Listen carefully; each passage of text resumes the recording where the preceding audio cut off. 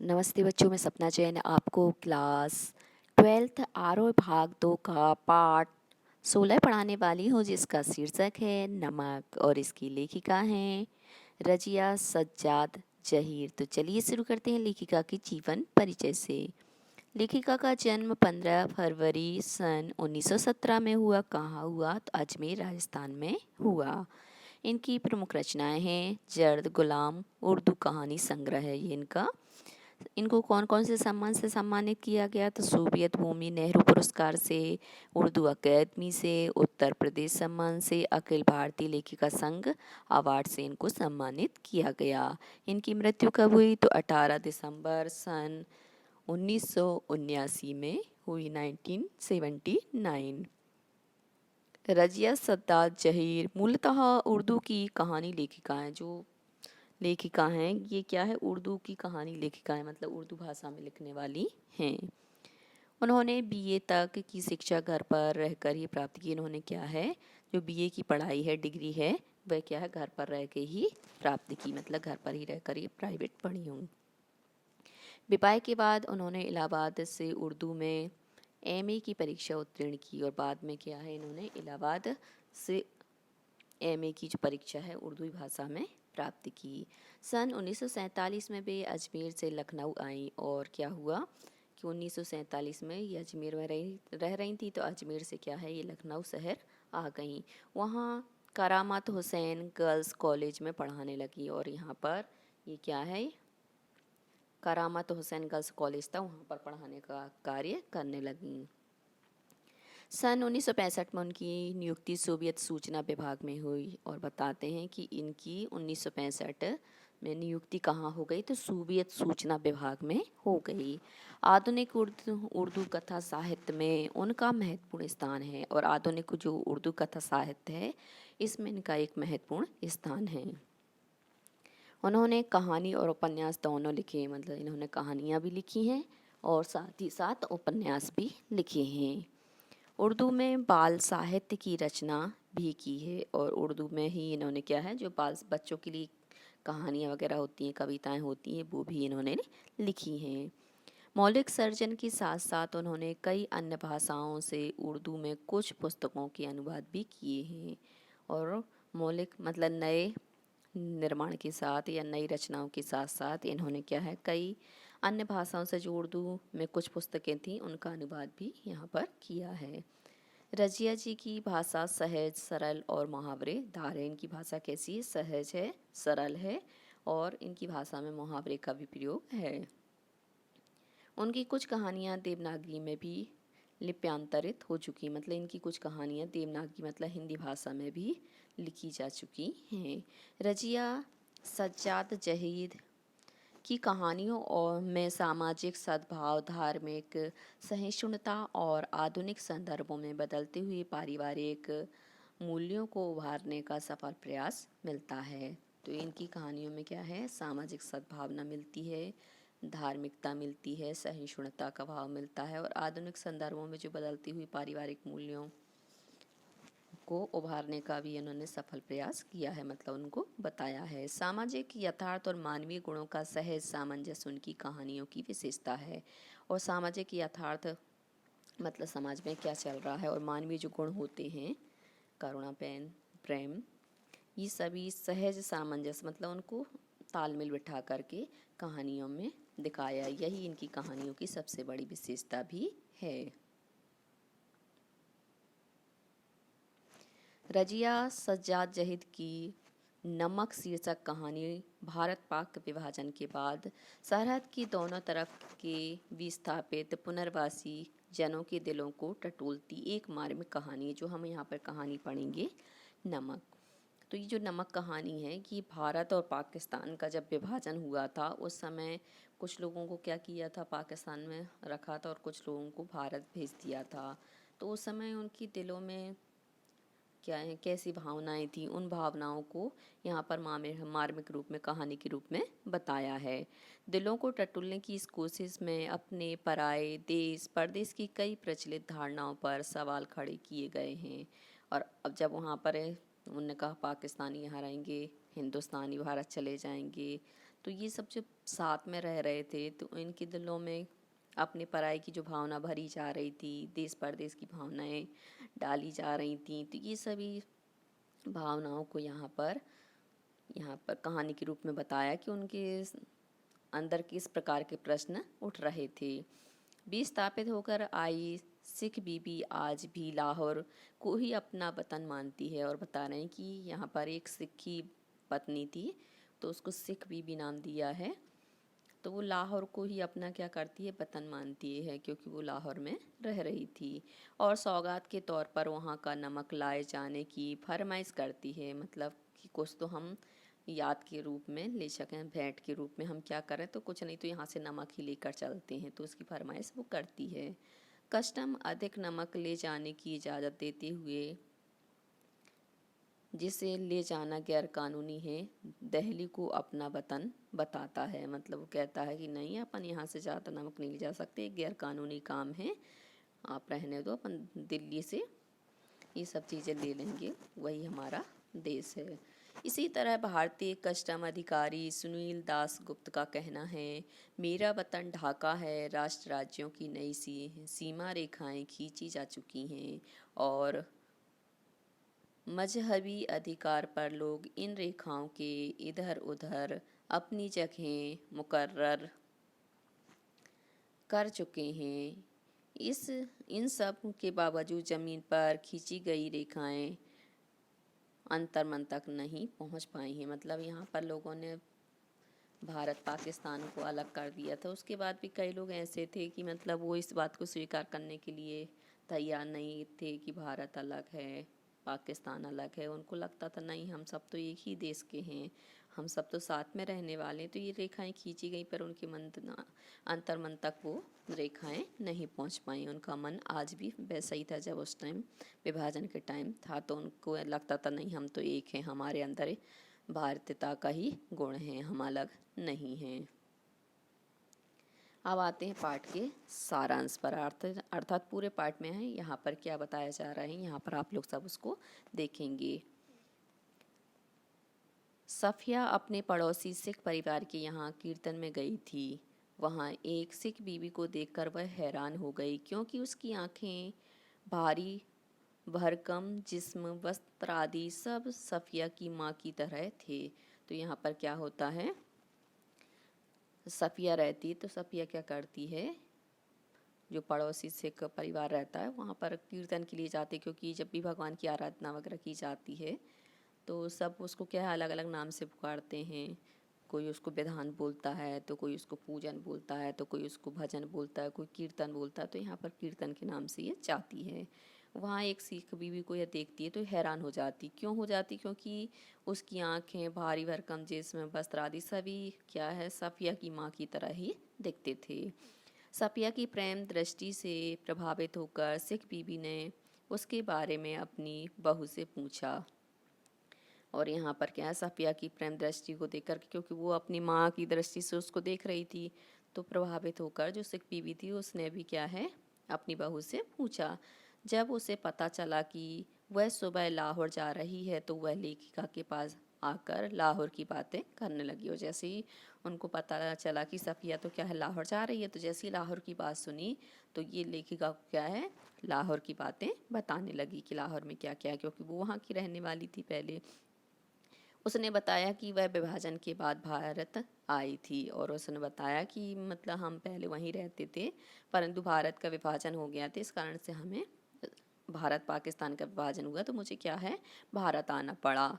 उनका वतन तो जी लाहौर ही है, मतलब उनका वतन तो क्या है, लाहौर ही है, और कहीं पर उनका मन नहीं लगता है। कीर्तन समाप्त होने के समय सफ़िया ने लाहौर से कुछ लाने के लिए पूछा। मतलब उसने कहा ठीक है, मैं लाहौर जा रही हूँ, आपको इतना पसंद है लाहौर, तो मैं वहाँ से क्या ले आऊँ। तो उसने हिचकिचाहट के साथ लाहौरी नमक लाने के लिए कहा कि तुम कुछ मत लाना, बस मेरे लिए थोड़ा सा लाहौर का नमक लेकर आ जाना। और लाहौर में 15 दिन रुकी। उसके भाइयों ने खूब खातिरदारी की, मिलने वाले अनेक उपहार लेकर आए। उसके सामने शेर भर लाहौरी नमक की पुड़िया ले जाने की समस्या थी। मतलब क्या है कि सब लोग आए, मिले, रहे, और उसकी खूब खातिरदारी हुई, क्योंकि कोई भी मेहमान आता है तो उसकी आवाभगत तो होती है। मिलने के बाद उसको बहुत सारी भेंट भी मिली, उपहार भी मिले। उसके बाद बस सबसे बड़ी उसको समस्या हो रही थी कि वो है ना लाहौर से नमक की पुड़िया कैसे लेके जाए। पुलिस अफसर भाई ने इसे गैर कानूनी बताया, मतलब जो पुलिस का अफसर था उससे उसने बात की होगी कि मेरे को थोड़ा सा नमक लेके जाना है, कि वहाँ पर आंटी रहती, उनने मंगाया तो उनने कहा नहीं ये गैर कानूनी है, तुम यहाँ से नमक नहीं ले जा सकती हो। तथा व्यंग्य किया कि भारत के हिस्से में अधिक नमक आया था, और उन्होंने कहा कि भारत के हिस्से में क्या है, ज़्यादा नमक आया था। लेखिका इस पर झुंझला गई, मतलब लेखिका को यहाँ पर गुस्सा आ गई, तथा लेखक नमक ले जाने की जिद की, मतलब उसने क्या है उस अधिकारी से नमक ले जाने की बात की। लेखक भाई ने कस्टम की जांच का हवाला दिया, मतलब जो भाई थे उन्होंने क्या है जो कस्टम की जांच है उसका हवाला दिया कि मतलब नहीं यही यहाँ का रूल है, ये नियम है। तथा बेइज्जती होने के का डर दिखाया, मतलब तुम ज़्यादा करोगी तो मैं तुम्हारी है ना बेइज्जती कर दूंगा, ऐसे ऐसे बात उन्होंने दिखाया। तो उसने सोचा चलो यहाँ पर मेरी क्या है बेइज्जती हो जाएगी।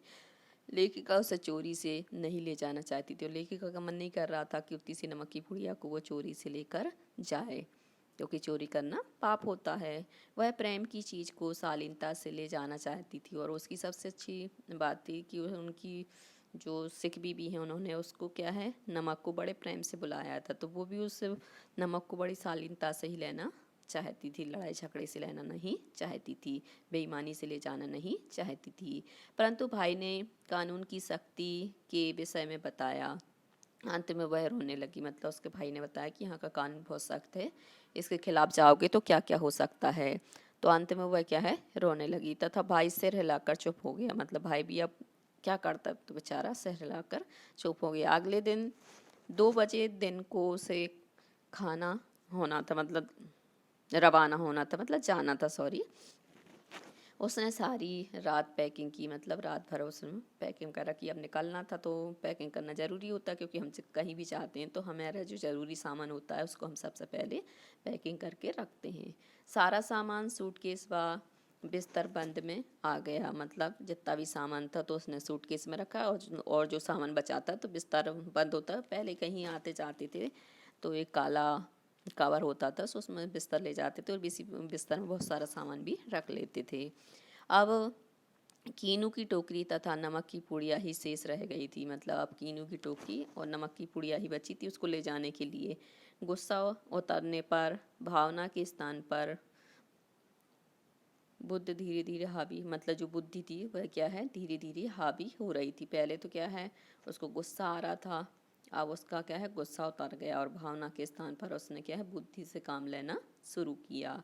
उसने कीनुओं के ढेर के नीचे नमक की पोटली छिपा लिया। उसने क्या किया जो कीनू का ढेर ले जा रही थी तो उसके ही बीच में उसने क्या कर दी, नीचे साइड जो नमक की पुड़िया थी उसको छुपा दिया। आते समय उसने देखा था कि भारत से केले जा रहे थे तथा पाकिस्तान से कीनू आ रहे थे, और उसने देखा भी था कि मतलब वहाँ से केले आ रहे थे और यहाँ से कीनू जा रहे थे, तो कीनू आ रहे थे। कोई जांच नहीं हो रही थी, मतलब कोई चेक नहीं कर रहा था, इस तरह नमक सुरक्षित पहुंच जाएगा। उसने सोचा कि जब कोई जांच ही नहीं हो रही थी तो कीनू के अंदर जो नमक की पुड़िया है इस प्रकार से वो क्या होगी सुरक्षित चली जाएगी। फिर वह सो गई, और मतलब उसको नींद आ गई तो वह सो गई। वह लाहौर से जा रही थी, शायद फिर वह ना आ सकी, मतलब अब लाहौर से जा रही थी, हो सकता है बाद में आ भी पाती कि नहीं आ पाती। फिर उसे इकबाल का मकबरा, लाहौर का किला, सूरज की डूबती किरणें आदि दिखाई दी, और यहाँ पर उसको क्या है जो इकबाल का यहाँ का प्रसिद्ध मकबरा है वो दिखा, लाहौर का जो किला है उसको ये दिखाई दी, सूरज की जो डूबती किरणें थी वह भी दिखाई दी। अचानक उसकी आंखें खुल गईं और अचानक उसकी नींद खुली, क्योंकि उसका हाथ कीनियों की टोकरी पर जा पड़ा था, मतलब जो कीनू रखे थे उसकी टोकरी पर जैसे ही हाथ गया तो उसकी एकदम से नींद खुल गई, क्योंकि हम सोते रहते हैं और एकदम से हमारा जो सपना टूटता तो हमारी नींद खुल जाती है। उसके दोस्त ने कहा था कि यह हिंदुस्तान व पाकिस्तान की एकता का मेवा है, मतलब उसके दोस्त ने बताया था जो कीनू है वह क्या है पाकिस्तान और हिंदुस्तान की जो एकता है उसी का मेवा, मतलब मावा है, और ड्राई फ्रूट्स को भी हम मेवा कहते हैं, तो वही है। वह फर्स्ट क्लास के वेटिंग रूम में बैठी थी, मतलब उसने जो टिकट बुक की थी वो फर्स्ट क्लास का जो वेटिंग रूम था वहाँ पर बैठी थी। उसके भाई ने उसे दिल्ली तक का टिकट खरीद दिया था, मतलब इसके भाई ने टिकट बुक कराई थी तो दिल्ली तक की करा दी थी। वह सोच रही थी कि आसपास टहल रहे लोगों में सिर्फ वही जानती थी कि टोकरी की तह में कीनुओं के नीचे नमक की पुड़िया है। मतलब उसको ही पता था कि कीनुओं के बीच में नमक की पुड़िया सिर्फ मैंने ही छुपाई है, बाकी किसी को भी इस बात की भनक नहीं थी। जब सामान कस्टम जांच के लिए जाने लगा तो उसने फैसला किया कि मोहब्बत का यह तोहफा वह चोरी से नहीं ले जाएगी। मतलब अब जांच के लिए, क्योंकि अपन जब जाते हैं तो एयरपोर्ट वगैरह पे सब जगह क्या है, जांचें होती हैं। जैसे विदेशी लोग हमारे यहाँ आते हैं तो जांच होके आते हैं, हम विदेश जाते हैं तो हमारी चीज़ें तब भी जांच होकर जाती थे। उसने सोचा कि मतलब इतनी सी पुड़िया ले जा रही हूँ और ये मोहब्बत की भेंट है और उसको मैं चोरी से ले जाऊँ, तो उसको ये बात स्वीकार नहीं हुई। उसने जल्दी से पुड़िया निकाली और हैंडबैग में रख ली, और उसने क्या किया, जल्दी से वो पुड़िया वहाँ से कीनुओं में से निकाल के जो हाथ का पर्स था उसमें डाल ली। जब सामान जांच के बाद रेल की तरफ चला तो वह एक कस्टम ऑफिसर की तरफ बढ़ी। मतलब अब सामान की चेकिंग तो हो गई थी, अब वो क्या है, रेल की तरफ जा रही थी। जैसे ही वो जा रही थी तो ये वहाँ पर एक कस्टम ऑफिसर था, उसकी तरफ बढ़ी, मतलब उनकी ओर गई। वह लंबा पतला खिचड़ी वाला था और बता रहे कि उसकी काठी कैसी थी व्यक्ति की, ऑफिसर की, तो वो लंबा था, पतला था, मतलब मोटा नहीं था, और उसके बाल खिचड़ी टाइप के थे। उसने उसके वतन के बारे में पूछा। उसने पूछा कि मतलब आप कौन से देश से हैं, आपका वतन क्या है। तो उसने हैरान होकर अपना वतन दिल्ली बताया। तो उसने जल्दी से हैरान होके कि मतलब ये वतन के बारे में पूछे, उसने कहा दिल्ली है। लेखिका ने हैंडबैग मेज पर रख दिया। उसने जल्दी से क्या किया, हैंडबैग जो हाथ में पर्स लिया था उसको जल्दी से वहीं पर टेबल रखी थी उस टेबल पर रख दिया और नमक की पुड़िया निकाल कर उसके सामने रख दी। और उसने क्या किया, जल्दी से जो नमक की पुड़िया छुपाई थी वो निकाल के रख दी तथा उसे सब कुछ बता दिया। मतलब जितनी उसके मन की बातें थी, क्यों ले जाना चाहती है, कैसे ले जाना चाहिए, किसने मंगाया है, ये सारी बातें उसने क्या किया, उस ऑफिसर को बता दी। सारी बातें सुनकर उसने पुड़िया को अच्छी तरह लपेटकर स्वयं सफिया के इस तरह गुजर जाती है कि कानून हैरान रह जाता है। मतलब उसने भी क्या किया कि सारी बात को सुनने के बाद तो उसको भी लगा कि यदि कोई इतना प्रेम करता है तो उसने उस पुड़िया को उसको ले जाने के लिए दे दिया। और ऐसे मतलब वो पुड़िया दे दी कि मतलब किसी को पता भी नहीं चला कि उसने वो पुड़िया उनको दे दी है। उसने जामा मस्जिद की सीढ़ियों को सलाम देने को कहा और उसने कहा कि जो जामा मस्जिद है उसकी सीढ़ियों को तुम क्या करना, सलाम करना, प्रणाम करना।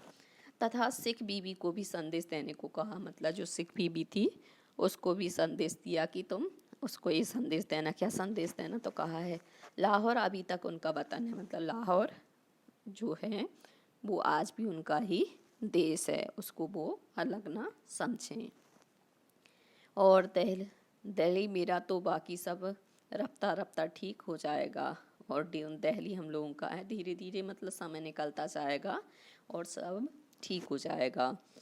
सपिया कस्टम के जेंगले से निकलकर दूसरे प्लेटफॉर्म पर आ गई। मतलब वहाँ से तो बच गई, अब वो क्या है दूसरे प्लेटफॉर्म पर आई। यहाँ सभी ने उसे भावपूर्ण विदाई दी। मतलब यहाँ पर सभी लोग उससे मिले और भावपूर्ण विदाई सबने दी। अटारी में भारतीय पुलिस रेल में चढ़ी। एक जैसी भाषा, सूरत, वस्त्र, लहजा आदि के लाहौर ख़त्म होने व अमृतसर शुरू होने का पता नहीं चला। मतलब कब लाहौर ख़त्म हो गया और अमृतसर शुरू हो गया उसको पता ही नहीं चला, क्योंकि सब लोग एक जैसे ही लग रहे थे, कहीं उसको कोई बदलाव दिखाई नहीं दे रहा था। अमृतसर में कस्टम की जांच शुरू हुई तो वह कस्टम ऑफिसर के पास पहुंची। मतलब जैसे ही अमृतसर में फिर जांच शुरू हो गई, अब जैसे ही वो पहुंची तो वहाँ पर फिर कस्टम ऑफिसर था तो उसके पास चली गई। अपने पास नमक होने की पूरी बात कह सुनाई। मतलब जैसे वहाँ के ऑफिसर को सुनाई थी वैसे ही बात यहाँ के ऑफिसर को भी उसने बता दी। एक कमरे में जाकर उसने बैठाया व चाय का ऑर्डर दिया। मतलब उसने भी क्या किया, उसका स्वागत किया कि चलो ठीक है तुम यहाँ पर बैठ जाओ। एक कमरे में ले गए और उसको बिठा के चाय वगैरह पिलवाई। बाद में एक किताब निकाली, उसके पन्ने पर लिखा था सम लो, लो सुल इस्लाम की तरफ से सुलीम दास गुप्ता को प्यार के साथ ढाका 1940। और उसके पास एक मतलब किताब थी, उस किताब के एक पन्ने पर लिखा था शमसुल इस्लाम की तरफ से जो सुनील दास गुप्ता है उसको प्यार के साथ ढाका 1940। लेखिका के पूछने पर उसने अपने वतन का नाम ढाका बताया। मतलब लेखिका ने जब पूछा कि ढाका का मतलब क्या है, तो ढाका का मतलब उन्होंने बताया कि ये उनके देश का नाम है। विभाजक के समय वह ढाका था, मतलब विभाजन हो रहा था उस समय इसका नाम ढाका था। जिस दिन वह भारत से आ रहा था तो उसके मित्र ने उसे पुस्तक दी थी। मतलब जब वो भारत से आ रहा था तो उसके मित्र ने क्या किया था, इसको भेंट स्वरूप एक पुस्तक दी थी।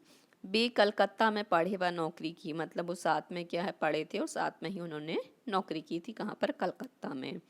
तथा वे वतन आते जाते रहे, मतलब वो देश आते जाते रहते थे।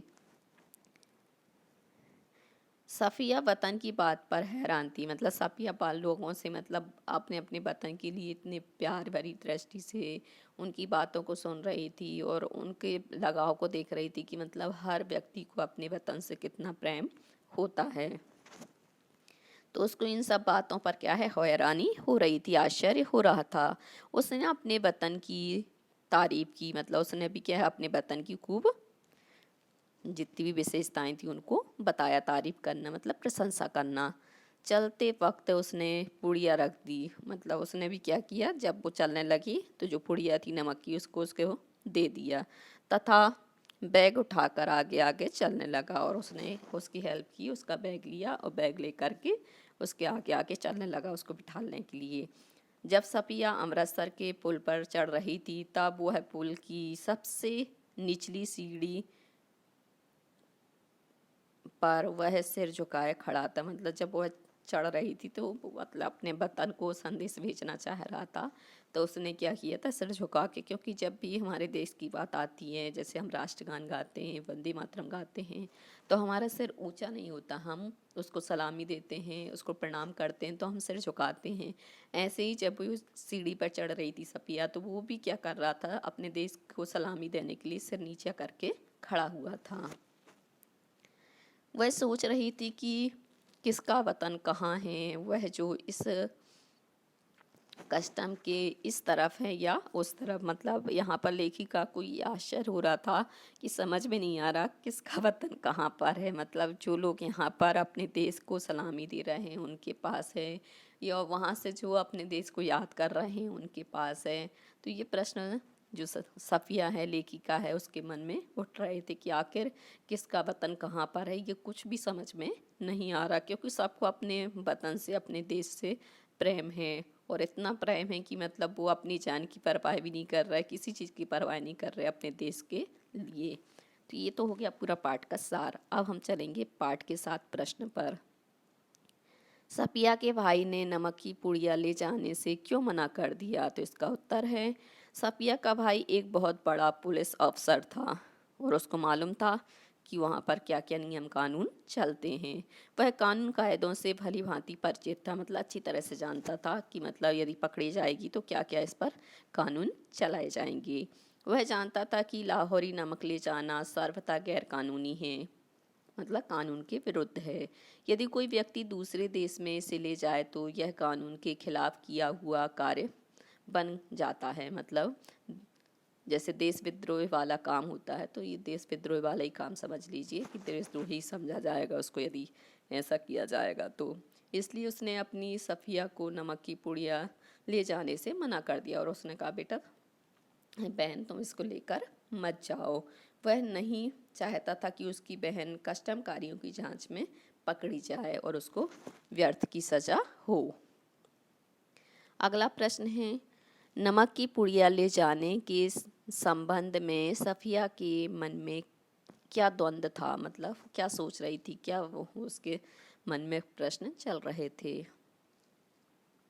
नमक की पुड़िया ले जाने के संबंध में सफिया के मन में यह द्वंद्व था कि वह नमक की पुड़िया को चोरी से छिपा कर ले जाए या कस्टम अधिकारियों को दिखा कर ले जाए। पहले वह इसे कैनुओं की टोकरी में सबसे नीचे रखकर कैन्यों से ढक लेती है। फिर वह निर्णय करती है कि वह प्यार के इस तोहफे को चोरी से नहीं ले जाएगी। वह नमक की पुड़िया को कस्टम वालों को दिखाएगी, तभी ले जाएगी, क्योंकि ये प्यार का तोहफा था, इसलिए वह ऐसे चोरी छुपे ले जाना नहीं चाहती थी।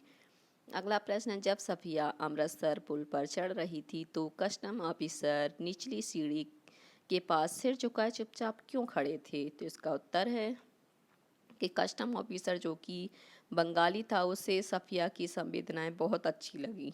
मतलब कि उसे उसकी भावनाओं के लिए इतने कष्ट को सह कर के भी उस नमक को ले जाना चाह रही थी। ऊपर से वो क्या है, चोरी छुपे नहीं ले जा रही थी, वहाँ से पूछ कर भी उसको ले जा रही थी। तो ये सब भावनाएं क्या है, उसको छू गई। उसे महसूस हुआ कि कानून बाद में है, इंसानियत पहले। और इससे उसको यह महसूस हुआ कि मतलब कानून वगैरह ये सब बात की चीज़ें हैं, सबसे बड़ी चीज़ है इंसानियत, जो कि इंसानियत के नाते ये कर रही है। कानून को इंसानियत के आगे झुकना ही पड़ता है, और कानून जब इंसानियत की बात होती है तो वो क्या है, उसके आगे झुक भी जाता है।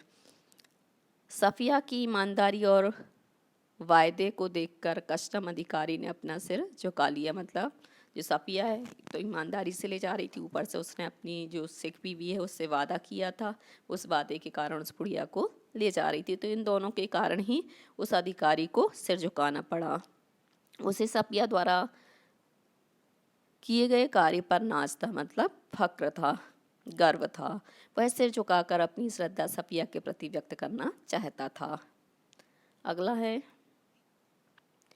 लाहौर अभी तक उनका वतन है और दिल्ली मेरा या मेरा वतन ढाका है जैसे उद्गार किस सामाजिक यथार्थ का संकेत करते हैं? तो ये कथन उस सामाजिक यथार्थ का संकेत करते हैं कि राजनीतिक तौर पर लोग भले ही विस्थापित हो जाते हों, परंतु भावनात्मक लगाव मातृभूमि से ही रहता है। मतलब राजनीति में तो हम बट गए हैं, हम अलग हो गए हैं, परंतु हमारा जो भावनात्मक लगाव है वह आज भी अपनी अपनी मातृभूमि से रहता है। भली भारत का विदेश में जाकर रहे या विदेश का भारत में आकर रहे, परंतु सबको अपनी अपनी मातृभूमि से प्रेम होता है, जहाँ उसका जन्म होता है वह उसका लगाव होता है, जहाँ उसका बचपन निकलता है। तो ऐसी चीज़ों से सबका ही लगाव होता है। राजनीतिक बंटवारे लोगों के दिलों को बांट नहीं पाते। मतलब राजनीतिक बंटवारे यदि तुम कर भी दोगे तो उनके जो दिल जहाँ लगे हुए हैं वो तो वहीं पर ही रहेंगे। वे लोगों को अलग रहने पर मजबूर कर सकते हैं, परंतु उनका प्रेम अंतिम समय तक मातृभूमि से रहता है। मतलब ऐसे लोग उनको अलग तो कर देंगे उनकी मातृभूमि से, परंतु उनका जो प्रेम है उस प्रेम को अलग नहीं कर सकते। उनका प्रेम अंतिम समय तक वहाँ से लगा रहेगा। नमक ले जाने के बारे में सफ़िया के मन में उठे द्वंद्वों के आधार पर उसकी चारित्रिक विशेषताओं को स्पष्ट कीजिए। तो यहाँ पर है, नमक ले जाने की बात सोचकर सफ़िया द्वंद्वग्रस्त हो जाती है। मतलब उसके दिमाग में द्वंद्व चलता है कि उसको पुड़िया को कैसे ले जाए, किस तरीके से ले जाए, नहीं ले जाएगी तो उनको कितना अफसोस होगा। तो इस सब प्रकार के जो द्वंद्व हैं उसके दिमाग में चल रहे थे। उसके भाई ने जब उसे यह बताया कि नमक ले जाना गैर कानूनी है तो वह और अधिक परेशान हो जाती है। चूँकि वह आत्मविश्वास से भरी हुई है, इसलिए वह मन में ठान लेती है कि नमक पाकर ही रहेगी, मतलब ले जाकर ही रहेगी। उसमें किसी भी प्रकार का दुराव या छिपाव नहीं है। वह देश प्रेमिका है, मतलब देश से प्रेम भी करती है और दूसरों की कद्र भी करती, भावनाओं का ख्याल भी रखती है। उसमें भावुकता है, इसी कारण भाई जब नमक ले जाने से मना कर देता तो वह रो देती है। मतलब उसको रोना आ जाता कि अब वो उसकी नमक की पुड़िया कैसे ले जाएगी। मानचित्र पर एक लकीर खींच देने भर से जमीन और जनता बट नहीं जाती। उचित तर्कों व उदाहरणों के जरिए इसकी पुष्टि करेगी। मतलब हमने मानचित्र में एक लाइन खींच दी तो उससे सब चीज़ें बट गई, जनता बट गई, तो ऐसा नहीं है, उसको उदाहरण के द्वारा हमें समझाना है। मानचित्र पर एक लकीर खींच देने भर से जमीन और जनता बट नहीं जाती। लेखिका का यह कथन पूर्णतया सत्य है। राजनीतिक कारणों से मानचित्र पर लकीर खींच कर देश को दो भागों में बांट दिया जाता है। इससे जमीन व जनता को अलग अलग देश का लेवल मिल जाता है कि मतलब तुम इस देश को हो, तुम इस देश के हो, परंतु यह कार्य जनता की भावनाओं को नहीं बांट पाता। मतलब जनता के अंदर जो भावनाएं भरी हुई हैं उनका बंटवारा ये लोग नहीं कर सकते। उनका मन अंत तक अपनी जन्मभूमि से जुड़ा रहते हैं, मतलब जहाँ पर उनका जन्म हुआ रहता है वहाँ पर उनका मन लगा रहता है। पुरानी यादें उन्हें हर समय घेरे रहती है, जैसे ही उन्हें मौका मिलता है वे प्रत्यक्ष तौर पर उभर कर सामने आ जाती। जैसे मौका मिल जाते तो हमारी पुरानी यादें आ जाती। जैसे आपने देखा होगा कि हम अपने मित्र से, जो परम मित्र होता है, उससे बात करते हैं, या पर जो बेस्ट फ्रेंड बोलते हैं, बेस्ट फ्रेंड से हम अपनी बातें करते, तो हमारी जो बचपन की बातें होती वह स्वतः ही उनके सामने निकल आती हैं। मतलब उसमें कोई वो नहीं रहता, स्वतः ही वो बातें प्रकट हो जाती। क्यों हो जाती? क्योंकि हमें उस जन्मभूमि से, मातृभूमि से प्रेम होता है, इस कारण से वहाँ की बातें निकल आती हैं। नमक कहानी में भी सिख बीबी लाहौर को भुला नहीं पाती और नमक जैसी साधारण चीज़ वहाँ से लाने की बात कहती, क्योंकि उसे अपनी मातृभूमि से प्रेम था और वहाँ से जो नमक उसको बहुत पसंद था, तो उसको लगता था कि मैं भेंट के रूप में नमक ही मंगा लूँ।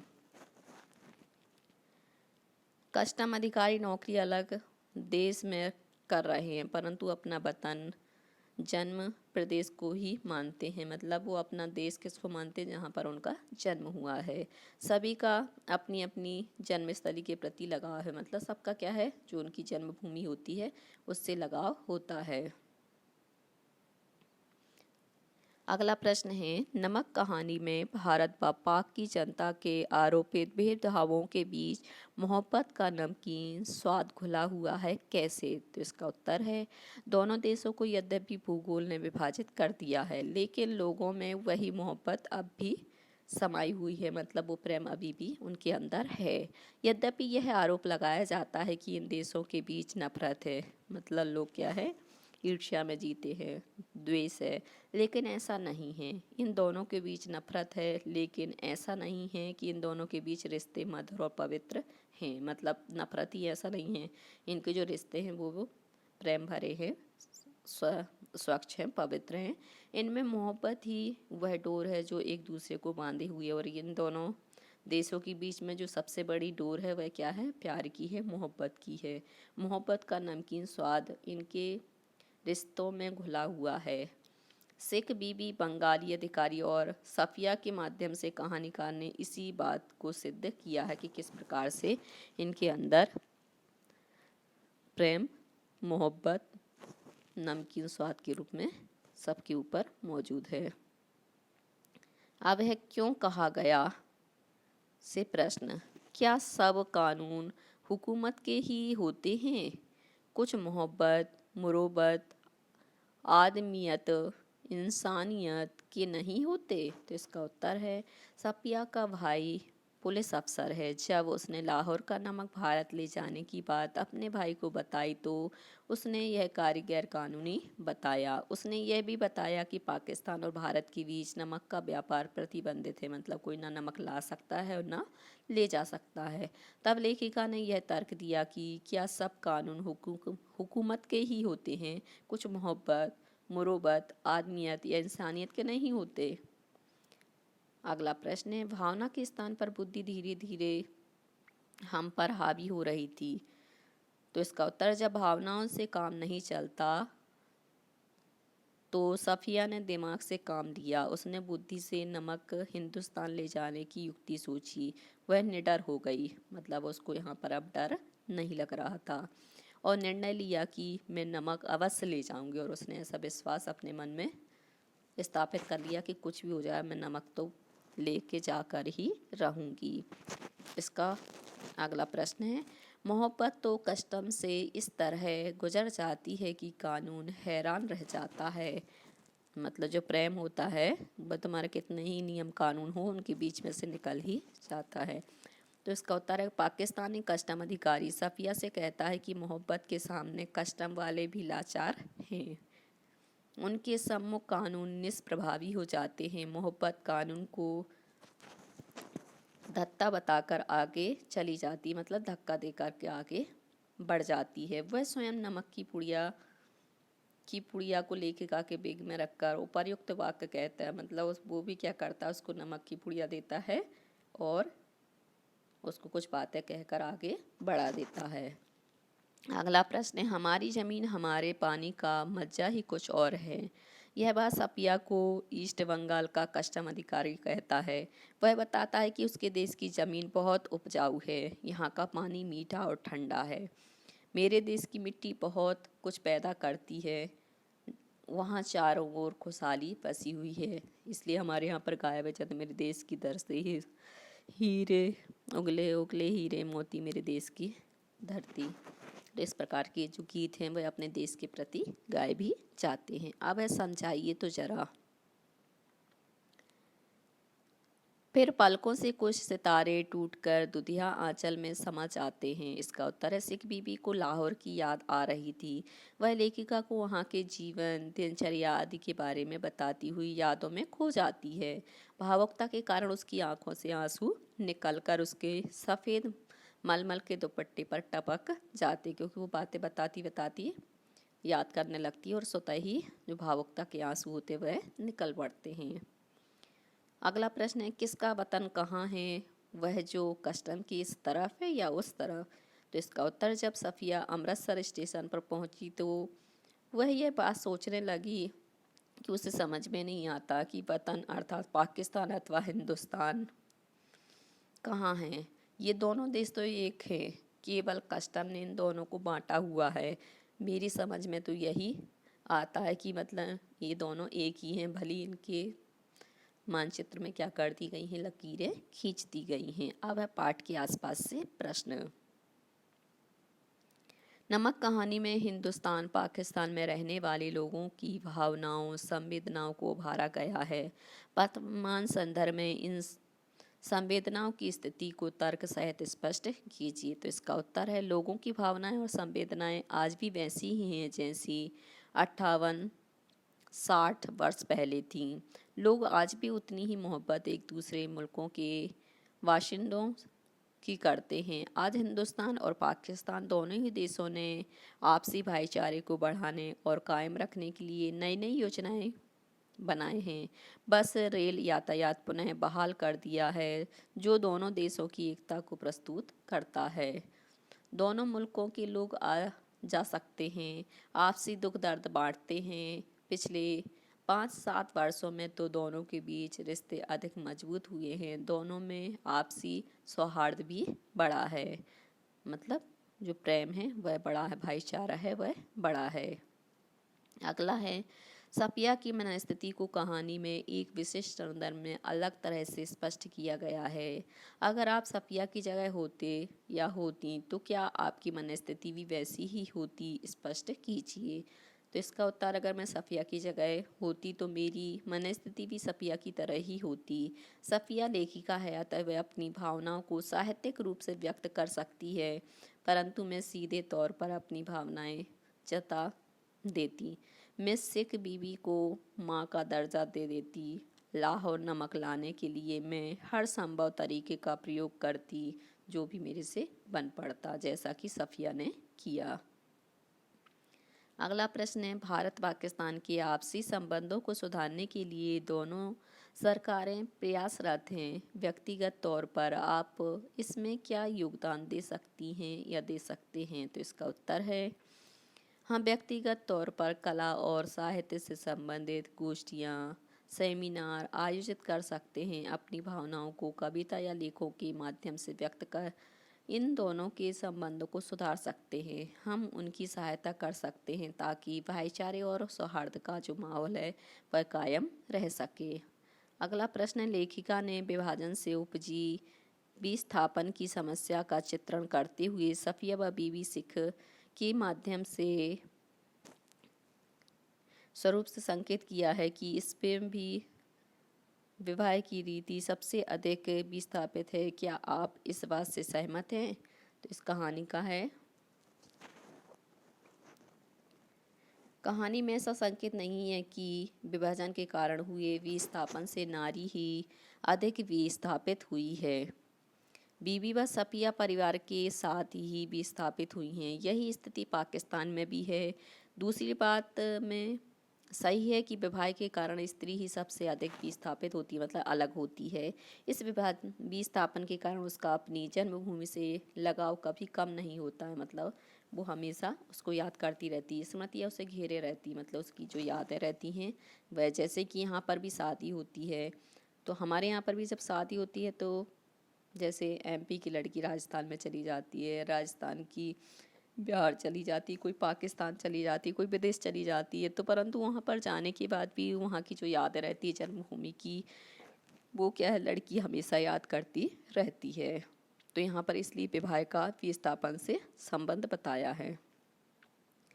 अगला है विभाजन के अनेक स्वरूपों में बटी जनता को मिलाने की अनेक भूमिकाएं हो सकती हैं।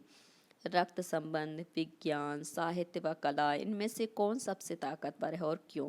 तो इसका उत्तर है जनता को मिलाने की यद्यपि अनेक भूमिकाएं हो सकती हैं, लेकिन इसमें साहित्य और कला की भूमिका सबसे ज़्यादा ताकतवर होती, शक्तिशाली होती है, क्योंकि इन दोनों क्षेत्रों में हम एक दूसरे तक अपनी भावनाएं अधिक आसानी से पहुंचा सकते हैं। तो बच्चों, आज के लिए सिर्फ इतना ही।